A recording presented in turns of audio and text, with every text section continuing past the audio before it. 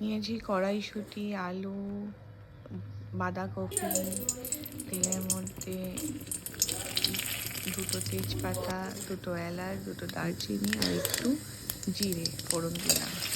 তারপর আলুটাকে ভাজা ভাজা করে এর মধ্যে আমরা কড়াইশুঁটিটাকেও দিয়ে দেবো।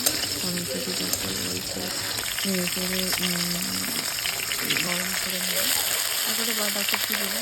বাঁধাকপিটাকে আস্তে আস্তে ভাজা ভাজা করে তার মধ্যে হলুদ, জিরে গুঁড়ো, লঙ্কার গুঁড়ো, ধনে গুঁড়ো দিয়ে এটাকে আস্তে করে হাতে হাতে নাড়িয়ে রেখে দেবো।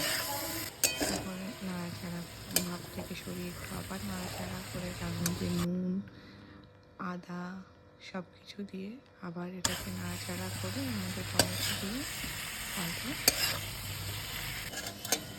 এটা যতক্ষণ না সেদ্ধ হচ্ছে ততক্ষণ নেড়ে আবার ঢাকা দিয়ে মাখো মাখো করে নামিয়ে নেব।